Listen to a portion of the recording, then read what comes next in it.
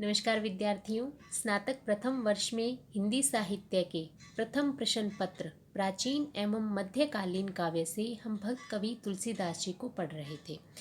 तुलसीदास जी द्वारा रचित विनय पत्रिका से कतिपय पदों को हमारे पाठ्यक्रम में शामिल किया गया है। तो अधिक भूमिका ना बनाते हुए हम सीधे ही पद की तरफ चलेंगे, जिस पद की व्याख्या हमें आज करनी है। ऐसो को उदार जग माही, बिनु सेवा जो द्रवे दीन पर राम सरिस को नाही। जो गति जोग बिराग जतन करी, नहीं पावत मुनि ज्ञानी। सो गति देत गीत सबरी कह, प्रभु न बहुत जिय जाने। जो संपत्ति 10 शीस अर्प करी, रावण शिवपह लीन्ही। सो संपदा विभीषण कह, अति सकुच सहित हरि दीन्ही। तुलसीदास सब भांति सकल सुख, जो चाहसी मन मेरो। तो भजू राम काम सब पूरन करे, कृपा निधि तेरो। तो जब हम किसी भी काव्यांश की व्याख्या करते हैं विद्यार्थियों, तो सबसे पहले हम संदर्भ लिखेंगे, जहां हमें उस काव्यांश या उस गद्यांश के रचयिता और उस काव्य कृति का नाम बताना होता है। तो यहाँ संदर्भ की बात करें तो प्रस्तुत काव्यांश भक्ति काल के सगुण काव्य धारा की राम भक्ति शाखा के प्रतिनिधि कवि तुलसीदास जी द्वारा रचित विनय पत्रिका से उद्धृत है। प्रसंग की अगर हम बात करें तो प्रस्तुत पद में तुलसीदास जी ने अपने आराध्य भगवान राम की उदारता और उनकी भक्त वत्सलता का चित्रण किया है। तुलसीदास जी बताते हैं कि भगवान राम ही हमारे सभी मनोकामनाओं को पूरा करने वाले हैं, तो हमें अपना मन उन्हीं की भक्ति में लगाना चाहिए। कठिन शब्दार्थों का अर्थ हम साथ के साथ ही देखेंगे व्याख्या के। तो तुलसीदास जी कहते हैं, ऐसो को उदार जग माही, बिनु सेवा जो द्रवे दीन पर राम सरिस को नाही। कि इस संसार में ऐसे उदार स्वभाव वाला कौन है जो बिना सेवा किए ही दीन दुखियों पर दया करता है, अर्थात उन पर कृपा करके उनके कष्टों का निवारण करे। ऐसा उदार श्री राम के समान अन्य कोई भी नहीं है। कहने का आशय है कि जो राम की उदारता है उसकी समानता कोई भी नहीं कर सकता। जो गति जोग विराग जतन करी, नहीं पावत मुनि ज्ञानी। जोग विराग यानी योग और वैराग्य, जतन यानी प्रयत्न प्रयास।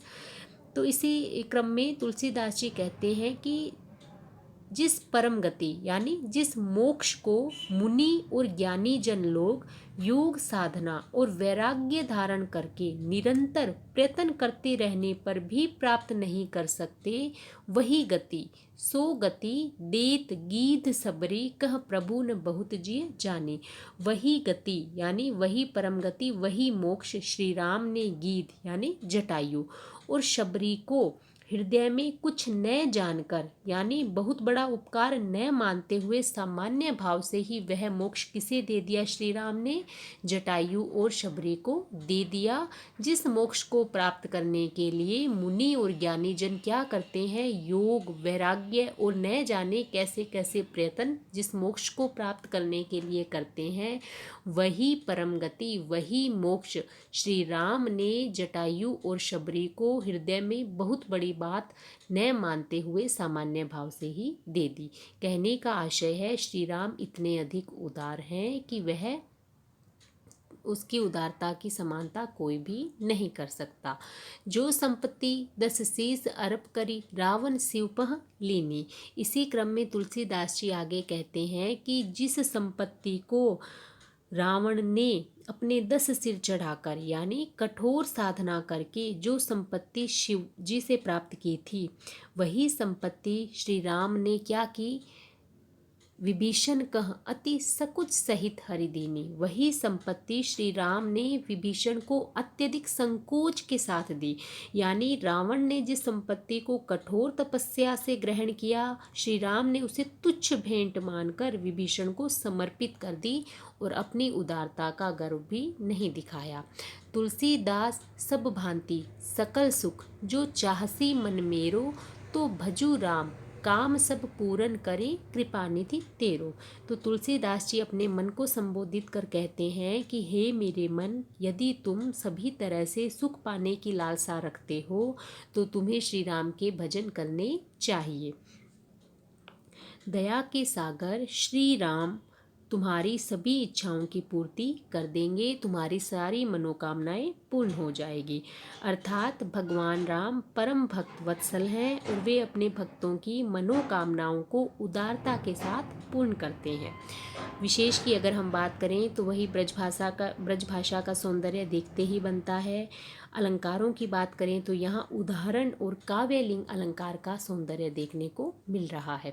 काव्यलिंग अलंकार वहाँ होता है विद्यार्थियों जहाँ किसी कथन का प्रतिपादन कारण सहित किया जाता है, और उदाहरण अलंकार से आशय है जब किसी कथन के और अधिक स्पष्ट करने के लिए उदाहरण दिया जाता है तो वहाँ पर उदाहरण अलंकार होता है। यहाँ भगवान राम की उदारता और भक्त वत्सलता का मनोरम चित्रण देखने को मिल रहा है। तो आज के वीडियो में इतना ही, धन्यवाद। और हमारा जो अगला पद है उसकी व्याख्या हम हमारे आगे के वीडियो में करेंगे। आज के लिए इतना ही, धन्यवाद।